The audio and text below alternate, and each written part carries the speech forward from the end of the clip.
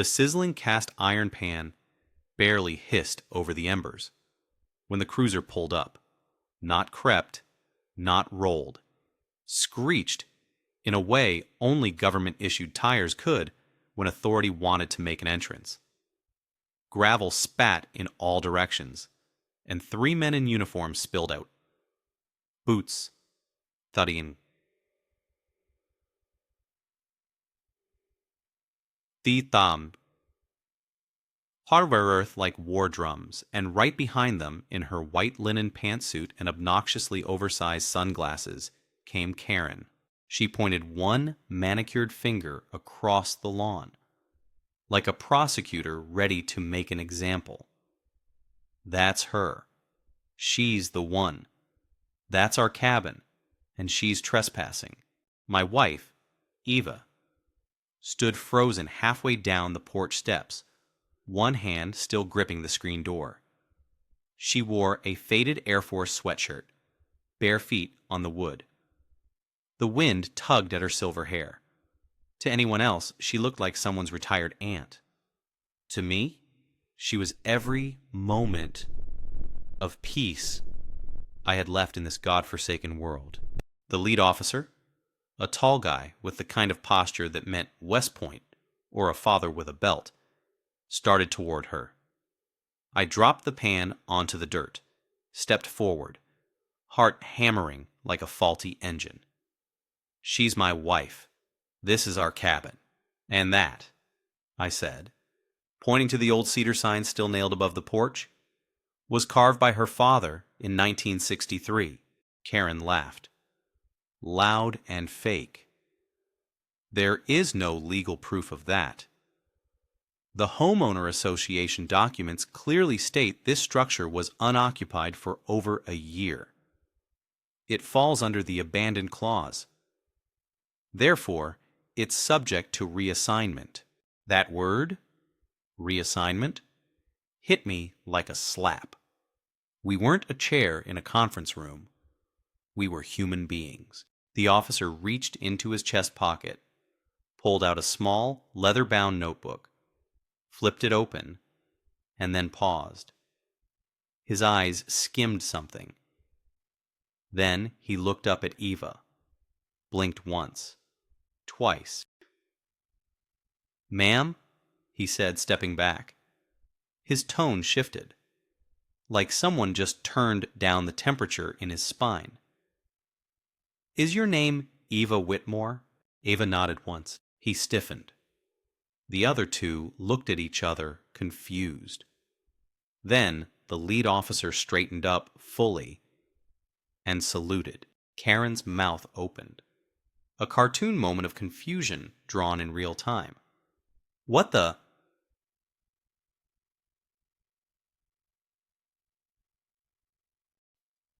The officer lowered his hand.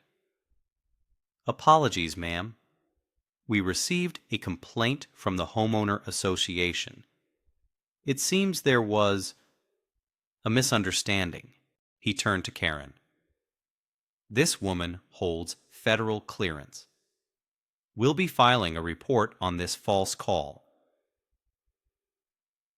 Karen stammered something about paperwork.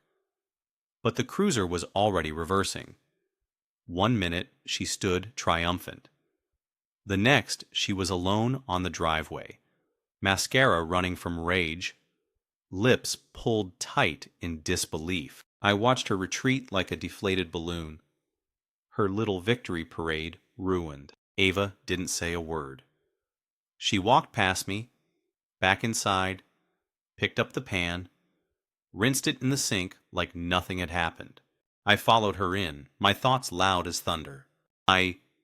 Eva, what the hell was that?" She didn't look up. They recognized the name. "That's all? You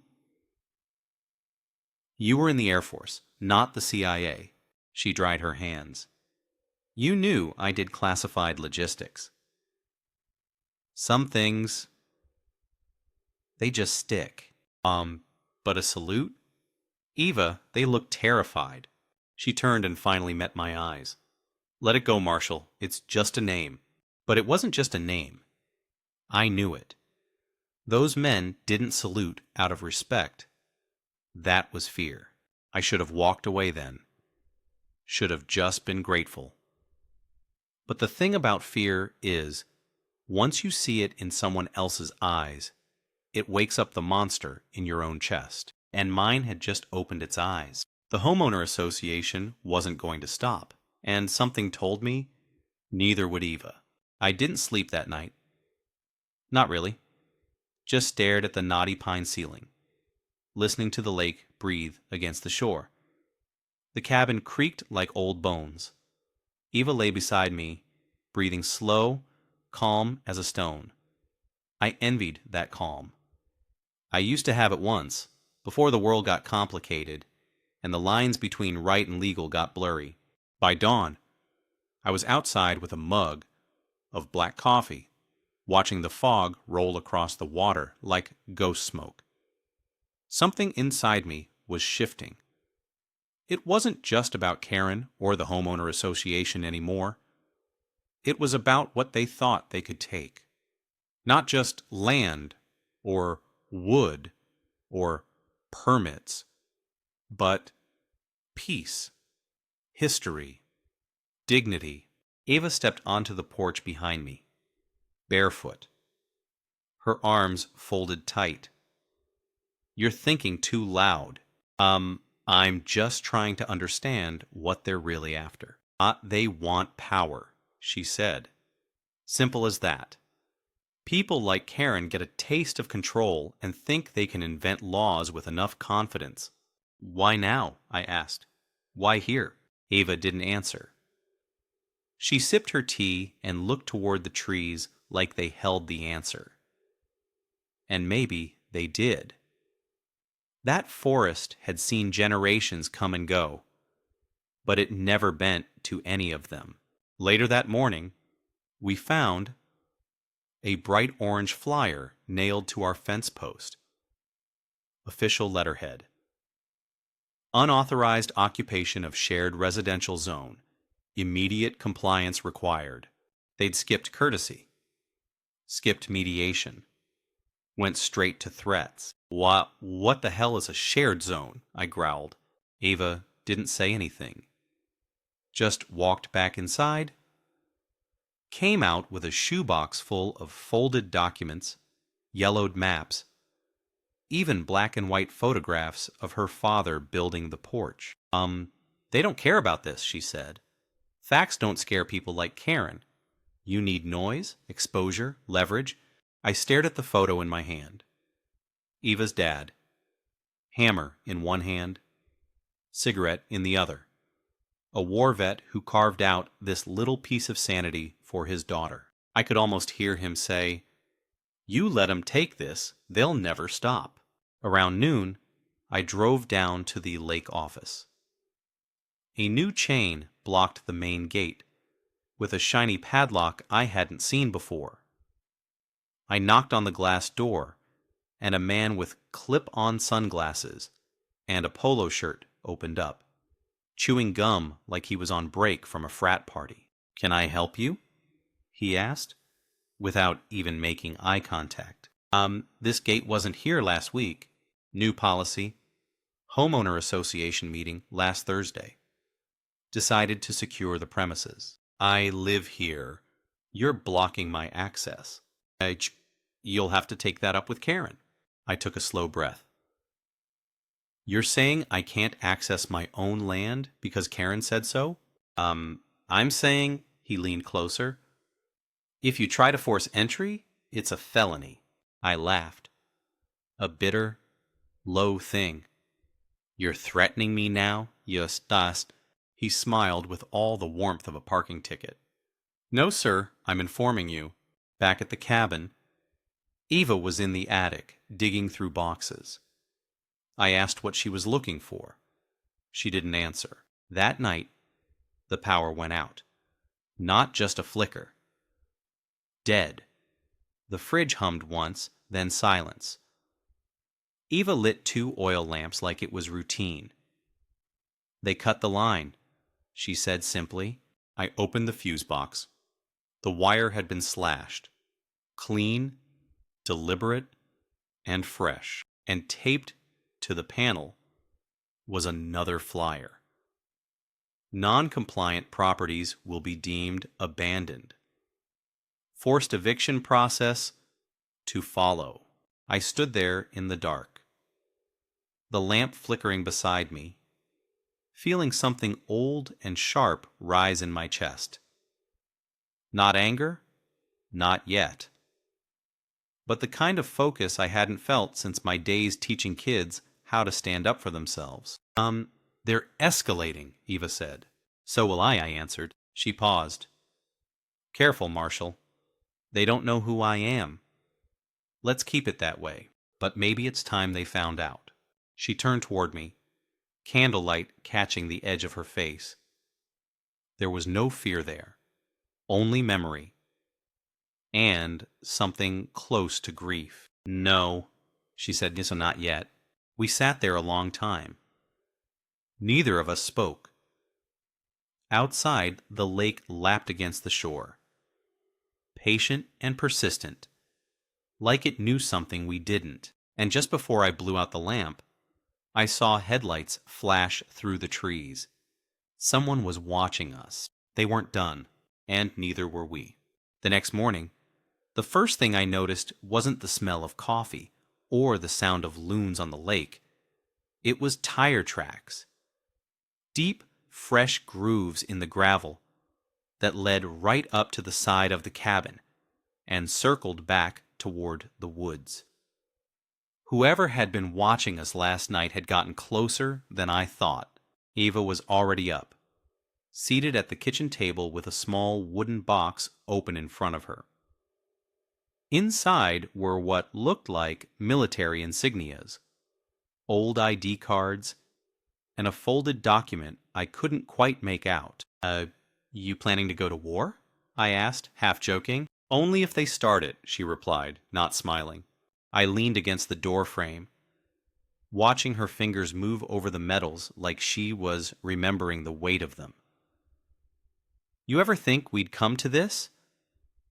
Fighting for your own home against people with laminated name tags? She looked up.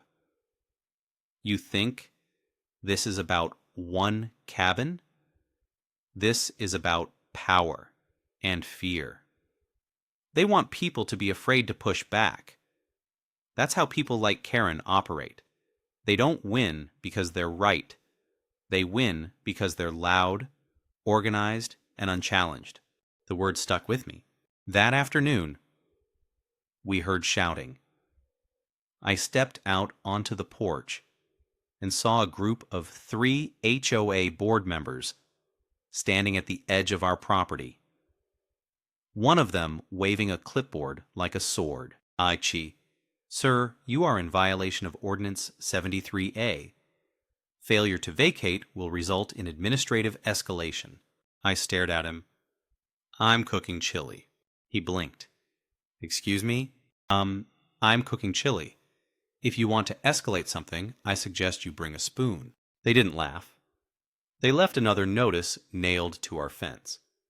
I didn't read it. Later, I walked the perimeter of our lot. That's when I saw the camera, small, barely visible, mounted on a tree facing our back deck. It hadn't been there before. I showed it to Eva. They're monitoring us, she said, trying to catch us doing something they can use. So, what do we do? She pulled out a long sheet of dark cloth from her duffel. We make them look in the wrong direction. That night, she set up decoys, mannequin shapes in the windows, subtle lighting, even recorded background noise of us talking. Meanwhile, we slept in the old root cellar beneath the floorboards. It smelled of earth and oil, and something older than both. Around 3 a.m., we heard footsteps above us. Slow, deliberate. Then the soft clink of metal on glass. Someone was checking the windows. I held my breath. Eva had her hand wrapped around an old service pistol, not drawn, just ready. The steps retreated. then silence. The next morning, we found a small flag tied to our front gate. Red. A signal. They think we're gone, Eva said, or vulnerable. We ate breakfast in silence. The coffee tasted metallic. My gut was tight all day. By late afternoon, a knock came at the door. A man I hadn't seen before. Mid-30s, clean cut, HOA badge clipped to his belt. He introduced himself as Travis, Special Compliance Investigator. He smiled like a weatherman. Mind if I take a look around? I do, I replied. Sir, under HOA policy. You're on private land. Sir, the Homeowner Association has reasonable inspection rights granted by community covenant. I stared at him a long moment. You bring a warrant? He hesitated. This is a courtesy check, Nasals. So, then here's mine. Get off my porch. He left without a word. But as he walked away, he pulled out a phone. That night, 2 drones flew over the property. Eva tracked them by sound, even in the dark. Too low to be civilian grade. They're getting help. From who? That's what worries me. We sat by the cold fireplace. No wood left, no electricity, no heat. Just us and the lake behind the windows. You remember that winter in Michigan? I asked suddenly. The one where the generator failed and we had to melt snow for coffee? Ava smiled faintly. You cut up your boots to insulate the windows. Dumbest smart thing I ever did. She looked at me then, her eyes sharp. You ready for dumb things again? I think I am. The shadows stretched long that night. We didn't sleep. Something told us the next move would be theirs, and it would come soon. The storm came, not with thunder, but with a letter. Delivered by certified mail. Hand-signed by the Homeowner Association's legal liaison. It accused us of multiple violations. Unauthorized occupancy, utility tampering, noncompliance with safety ordinances, and obstruction of official oversight. Each charge came with a threat. Eviction, fines, legal escalation. No court order, just paper. Words on thick, expensive stock meant to intimidate. I laid the envelope flat on the table and stared at it. Eva didn't say a word. She just stood behind me, arms folded, eyes hard. Then she tore it in half and again, until it was confetti in her hands. They're bluffing, she said. But they're testing how far we'll bend. I didn't feel like bending. I felt like breaking something. That night, we lit the fire for the first time in days. We used the letter as kindling. In the flickering light, I asked, why did those cops salute you? Ava was quiet for a long time. Then she said, I wasn't just logistics. I was embedded with joint operations in Iraq. Oversight for multinational coordination. The kind of work that leaves fingerprints in places you don't talk about. I looked at her, seeing not just my wife, but a stranger wrapped in shadows. And they knew your name. They knew what it meant. My clearance wasn't just a status, it was a signal. The kind they don't ignore. A long silence followed. In the morning, we found that our dock had been vandalized. Rope cut, planks missing, one of our old wooden chairs floating in the water, upside down like a dead bug. Eva didn't flinch. She just rolled up her sleeves and started repairs. Help me, she said, not waiting. We spent 3 hours hauling wood, cutting new boards, hammering nails with calloused hands. At one point, I caught her staring across the lake, her face unreadable. They want us angry, she said. Because angry people make mistakes. I nodded. But anger was already setting its roots deep. That afternoon, a delivery truck tried to pull up our driveway and was stopped at the chained gate. The driver yelled that he had a permit, but 2 HOA board members stood blocking his path. I came down with a shovel in one hand and a cigarette in the other. You got a problem with someone receiving their tools? I asked. One of the men, Nolan, I think, said, all deliveries must be HOA approved. Security measure. This is my land, not a sandbox you run like kindergarten. Sir, he said, smiling like a snake, we're just following the covenants. I stared him down, then drove the shovel into the gravel like a stake. Then here's my covenant. Get the hell out. They left, but not before I saw them photograph the truck and take down its license plate. Back inside, I checked the cameras. Eva had wired a new system: independent power, cloud backup, motion triggers. Her calm had become surgical, focused. Around 2 a.m., I heard her whisper my name. I came out to find her at the monitor. There, she said, pointing. A figure moved near the tree line. Not a deer, not a hiker. He had a tool bag. We stayed dark. Watched. The man cut through our boundary line, snuck along the edge of the house, and kneeled near the utility box. Eva pressed a button. A floodlight snapped on.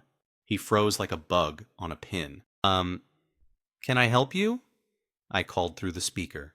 He bolted. We called no one. Just watched the recording twice. Eva saved the clip and locked it behind 3 passwords. The next morning, Karen arrived, not alone. She brought a man in a blazer and aviators who introduced himself as external legal counsel for the association. They stood at the edge of our porch, like salespeople who'd lost patience. Karen did most of the talking. You're destabilizing the neighborhood. Residents feel unsafe. There are reports of aggression, unregistered surveillance, and unauthorized fortifications. We're here to resolve this. You can either comply or prepare for legal consequences. Eva didn't even blink. You stepped onto federal land. That's not a suggestion. That's a fact. The man in the blazer hesitated. What do you mean, federal? This parcel, she said, pulling a folded sheet from her back pocket, has a preservation easement. Classified. Assigned during my final deployment. Your entire file just became a problem for someone in Washington. The man's jaw clenched. Karen looked confused. What is she talking about? Eva leaned closer, her voice low. Walk away now, or I'll make the call, and you won't hear sirens. You'll hear silence, and then nothing. They left. I stood there, stunned. Eva walked past me into the house, and I realized something I should have known all along. This wasn't just a woman defending her home. This was a soldier, still fighting, and they had just declared war on the wrong one. It rained that night. Not the soft kind that whispers on the roof like an old friend, but the kind that hammers down like it's trying to wash away everything that doesn't belong. The storm soaked the trees, turned the gravel drive into a slick mess, and roared against the windows like a warning. I sat by the cold hearth, hands wrapped around a chipped mug, and tried to ignore the storm building inside me. The kind of storm that doesn't need thunder to wreck things. Eva sat across from me, her hands methodically cleaning an old radio transceiver. Something about the way she moved, silent, focused, reminded me of the first time I saw her in uniform. Calm in chaos, stone in the fire. Who else knows about this land? I asked. 3 names. 1 dead, 1 disappeared, 1 probably watching us. I stared at her. She didn't look up. You wanted to know what kind of world I walked away from. This is it. You don't hold on to things because you own them. You hold on because no one else can be trusted to. A crack of lightning hit nearby, shaking the windows. She finally looked at me. They're going to come again. And next time, they won't knock.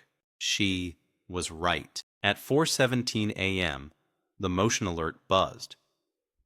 Eva was already standing by the door, coat on, flashlight in one hand, sidearm in the other. I followed without a word. We found the fence cut. Not slashed wildly, surgically, clean and silent.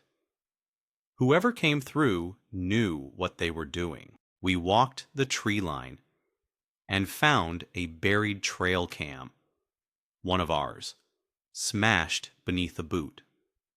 Closer to the road, Eva spotted the edge of a tire imprint half covered by brush. She stared at it like it was a message.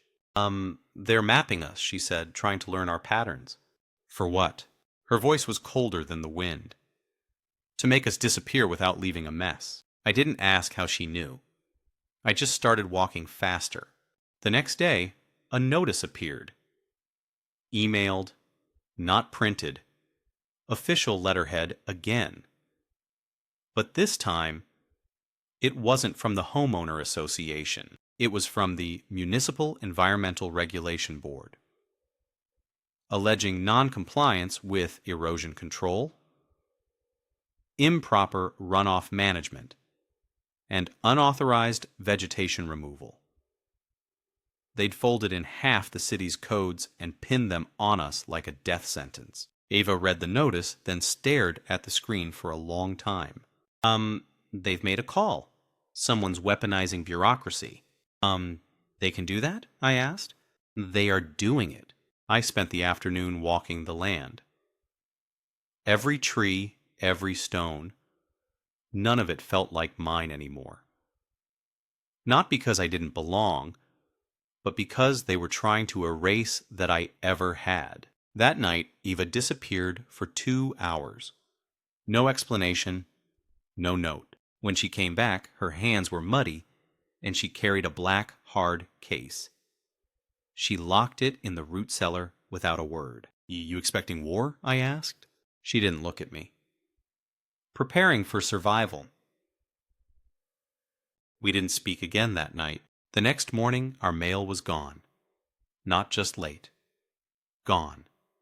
The delivery box pried open. Contents missing. I drove to the post office demanding answers. They claimed no knowledge, blamed a routing error. But the look in the clerk's eyes told me he was lying. Or afraid. Maybe both. Back home, Eva had dug up the old land deeds. We scanned every page. Found a handwritten note in the margin from her father.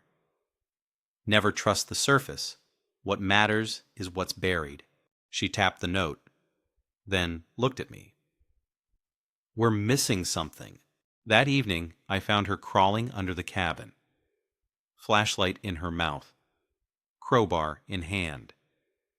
She waved me over without a word. Together, we pulled up 4 floorboards and uncovered a metal panel. Rusted, bolted shut. Beneath it, an old safe. The combination was a date, Eva's birthday. Inside, a second deed, dated earlier, with a federal stamp and a clause neither of us had seen before. It wasn't just a private parcel. It was designated perpetual sanctuary, land protected under a now-defunct military recovery program. And Eva was listed as trustee. She stared at it like it was a ghost. They can't take what the government doesn't even have access to anymore, she whispered. I looked at her. Then, why haven't you used this? She folded the document carefully. Because once it's out, it doesn't go back in. And I needed to know how far they'd go first. I sat back, heart pounding. We had a card, maybe the last one, but we'd have to play it right, because now the game was rigged, and someone was stacking the deck in real time. We didn't use the document. Not yet. Eva said the same thing she always did when a situation balanced on a knife edge. You don't draw your weapon unless you're ready to fire. So we waited, watched, recorded. The air grew tighter each day. Trucks idled just outside our gate, their engines humming like insects circling meat. Surveillance drones buzzed over the lake at random intervals. Karen stopped showing up in person, replaced by a new face, a young man in a tailored vest and mirrored sunglasses, who introduced himself to the neighbors as a community development liaison. Friendly, poised, deadly. We started calling him the intern. He smiled too much. One evening, he knocked on our porch railing with the back of a silver pen and left behind a gift basket. Wine, cheese, and a card that read, "Let's make this transition smooth." I threw the whole thing into the fire. Eva didn't even flinch. They wanted us to move. Not forcibly, not violently, but with enough discomfort and isolation that we'd walk away on our own. That's how the system worked now. Pressure without fingerprints. Then they made a mistake. It started with the dog. Lady belonged to our neighbor 2 lots down, a wiry old Vietnam vet named Granger. Kept to himself mostly. Lived with a limp and a stubborn streak bigger than the lake. One night, I found Lady on our porch, whimpering, her back leg wrapped in bloody gauze. Granger showed up 10 minutes later, soaked in rain, fury in his eyes. They cut my damn fence, he growled. Said my property line was pending reassessment. And when Lady barked, one of those smug kids threw something. She yelped like I've never heard. Eva crouched beside the dog, hands gentle. They're getting reckless. Granger spat into the dirt. I ain't got your patience, but I'll be damned if they think I'm gonna crawl away from my own land. He looked at Eva, then at me. Whatever you two are doing, don't stop. So, it wasn't support. Not quite. But it was the first crack in their plan. Someone else saw behind the curtain. That week, the intern escalated. First, they rerouted deliveries to every house on our end of the lake, citing a road improvement initiative. Residents had to walk a quarter-mile to retrieve basic supplies. Then came a rolling blackout. Selective, and somehow always missing the association's main office across the water. Eva kept track of everything. Dates, times, voices. She recorded every incident, stored it in a drive she kept in a thermos buried behind the compost bin. But the real shift came when they targeted her personally. It started with a package addressed to her. No sender. Inside, a USB drive, and a single word on a slip of paper. Remember. Eva didn't plug it in at home. She took it to a library 2 counties away. When she came back, She was pale. "It's my dossier," she said quietly. "Operational logs? Deployment details? Redacted summaries? Stuff that shouldn't exist anymore. How the hell did they get it? I don't know. But someone wants me scared." She didn't sleep that night. Neither did I. The next day, the fence came down. Not from wind, not from age. From bolt cutters. We found a section removed, clean, left open like an invitation. At the base, another card. Last chance. That's when I saw something new in Eva. Not fear, not even anger. Resolve. Cold and sharp as a bayonet. She went inside. Returned 10 minutes later with the safe document. The one naming her as federal trustee. She laid it on the table between us. I didn't want to play this card. But they're not giving us a choice. I studied the seal, the faded ink, the way her father had signed it in crisp, measured script. "RT, what happens if we show them?" I asked. Her eyes met mine. "They fold, or they double down. Either way, we go public." I hesitated. "You think they'll back off?" She looked past me, out the window, where the lake sat still under a bruised sky. "I think we make it hurt if they don't." And just then, headlights appeared through the trees again. Only this time, they didn't stop. They came straight up the drive, and we stood together, ready for what came next. The vehicle that crested the ridge wasn't one of the HOA's usual SUVs. It was black. Government black. With tinted windows and a front grille that could drive through a wall without a scratch. It didn't slow down, didn't hesitate. Just rolled up like it owned the road. Ava didn't move. I stood half a step behind her, unsure if I was about to witness a rescue or a takedown. The car stopped. Doors opened in sync. 2 men stepped out. Suits.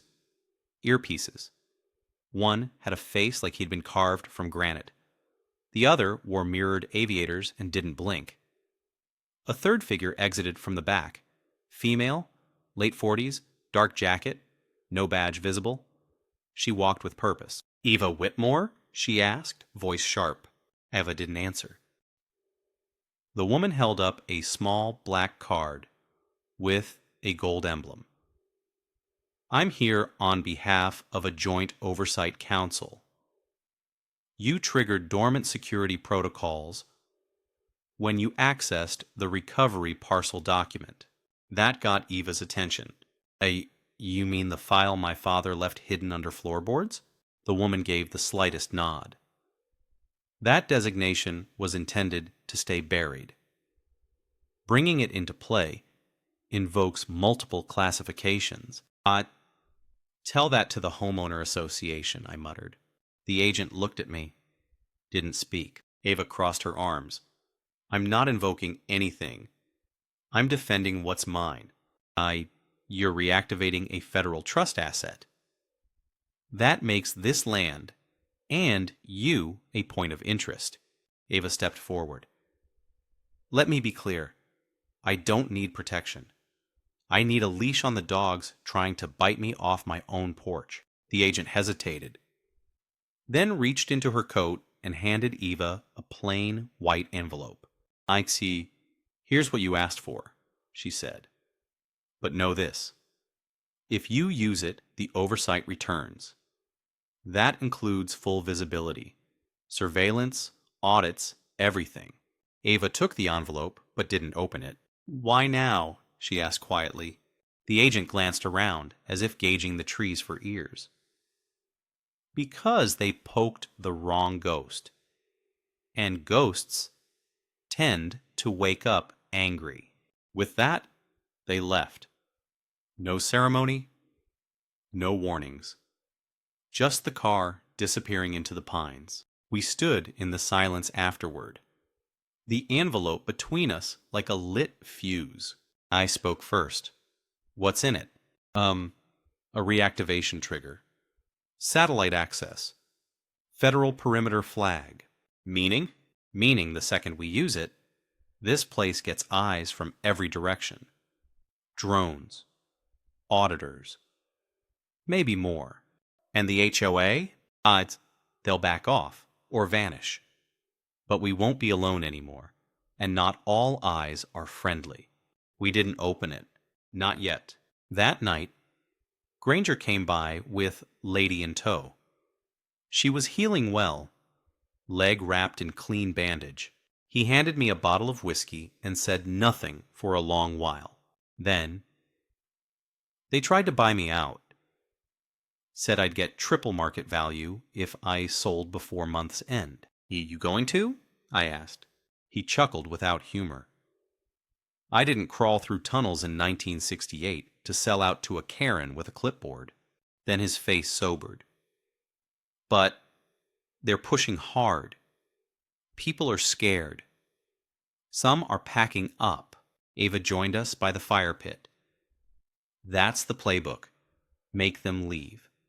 One at a time. Granger nodded. And if they don't? She looked at the flames. Then they escalate. Or they disappear us. The word hung in the air like smoke. The next morning, it happened. Granger's house was ransacked. Windows shattered. Furniture overturned. No sign of forced entry. No prints. Local police shrugged it off as vandalism, but we found a bug in his smoke alarm. That was the last straw. Ava stood in front of the lake that night, holding the envelope. She turned to me. You said you were ready for dumb things again. I nodded. Outside, she opened the envelope. Inside, a single satellite access code, a frequency band, and a phrase, beacon protocol, manual transmission required. We used the old radio she'd cleaned days earlier, aligned it to the frequency, spoke the phrase. 3 hours later, a drone flew overhead and hovered. We didn't wave. We just waited. The next morning, the HOA's main office across the lake was empty. Doors wide open. Files gone. Computers wiped. The intern? Vanished. Karen? Nowhere to be found. But we knew better than to celebrate, because predators don't run. They retreat and regroup. The quiet after a retreat is never peace. It's tension wearing a mask. That's what the lake felt like now. Still, but watching. Like it knew something we didn't. The Homeowner Association had vanished. The trucks stopped circling. The drones disappeared. Karen was gone. Her house dark and empty. The mailbox overflowing. The intern? No trace. Their office? Stripped to drywall. All that remained were the ghosts of what they'd tried to do. And yet neither of us relaxed. Ava spent her days cataloging everything. Dates, names, photos, maps. She said the real war starts after the first silence. I spent my time walking the land like I was memorizing every tree. It wasn't fear. It was preparation. One morning, I found Eva on the dock, knees drawn up, a notebook on her lap. They had a timeline, she said. A window to remove us before the oversight returned. When that failed, they disappeared. But not because they lost. Because they got what they needed. I sat beside her, the boards creaking beneath us. Odd. What do you think they were really after? Not just the land, the designation. The right to build without interference. This place is more than soil. It's leverage. I thought about that. How power hides behind paperwork. And how sometimes all it takes to take something sacred is one signature no one understands. That afternoon a stranger came. Not from the HOA, not government, Just a woman in jeans and a ball cap, holding a leather folder. I'm with a private equity firm, she said. We're looking to invest in development corridors around the lake. Your parcel is uniquely situated. I almost laughed. Eva didn't. Which firm? She asked. The woman smiled. Our clients prefer anonymity. Eva held out her hand. Let me see the offer. It was generous. Insultingly so. As if money could bleach away everything we'd been through. Eva read it, then folded it, then lit it with her lighter. The woman didn't flinch. She just nodded and walked away, her boots leaving no prints on the gravel. That night, we sat by the fire. Eva stared into the flames. You know what scares me most? She said. Not them coming back, but that we've become exactly the kind of threat they planned for. I didn't answer. Because she was right. We were no longer just homeowners. We were obstacles. Symbols. Proof that resistance worked. And symbols don't get ignored. The next day, Eva disappeared again. No note, no phone call. I searched the entire property. Her gear was still here, her sidearm, her bag, but she was gone. By nightfall, panic had calcified into something cold. I checked the cameras. Nothing. I radioed the channel from the protocol beacon. Static. Then, near midnight, I heard a knock. I opened the door slowly. It wasn't Eva. It was the man with the granite face. The same one who'd arrived with the agent in the black car. He didn't smile. She's safe, he said. Where is she? She's doing what needs to be done. I stepped onto the porch, heart pounding. What does that mean? He looked past me, toward the lake. There's more than one way to stop a machine. Sometimes you don't cut the wire. Sometimes you feed it the wrong signal. He handed me a drive. If they come back, use this. What's on it? Proof they don't want seen. Enough to make them eat each other before they get to you. He turned to leave. Wait, I said. Why help us? He paused. Because she once saved my sister. She didn't even know it. But I do. Then he vanished into the trees. I didn't sleep. Just sat by the fire, drive in my hand, Eva's absence gnawing at every hour. By dawn, she returned, mud on her boots, tired in the eyes. She didn't speak, just walked up to me and wrapped her arms around my shoulders. I think it's over, she said quietly, but I wasn't sure whether she meant the fight or the world we'd known before it began. It didn't end with a bang. No headlines, no sirens. Just silence. A long, deliberate absence. Like the world exhaled and decided to forget we existed. But we knew better. 2 weeks passed. The lake returned to its natural rhythm. The trees swayed without menace. The nights were just dark again, not watchful. Eva didn't speak much during those days. She moved like someone who'd closed a chapter but hadn't started the next. Me? I kept the drive from the operative in a drawer beneath the old coffee mugs. Not because I thought I'd need it, but because some weapons are better kept visible to remind you why you never want to use them. One morning, Eva asked me to help move the old canoe out of storage. It had belonged to her father, dry-rotted, patched, paint peeling like sunburned skin. As we dragged it toward the dock, she said, "He once told me this boat could outlast empires." I laughed at him. I smiled. He wasn't wrong. We pushed it into the water. It floated, barely, but it floated. Halfway across the lake, Eva reached into her coat and pulled out a rolled document. The original federal designation, the one from the safe. "What are you doing?" I asked. She unfolded it, held it over the water. Letting go. Before I could speak, she dropped it. The paper hit the surface, floated for a heartbeat, then sank slowly, curling like it was exhaling for the last time. I stared at her. "You sure?" She looked at me. "We already won. Keeping it would have turned us into them." We paddled back in silence. And for the first time in months, I didn't feel hunted. That night, we lit a fire in the pit and opened the good bottle of whiskey Granger had left us. He'd moved out 2 days earlier. Said he wanted to see mountains again before his knees gave out. Before leaving, he'd handed me a single sheet of paper. A copy of a letter Karen had sent to one of the equity firms. It wasn't signed, but it was damning.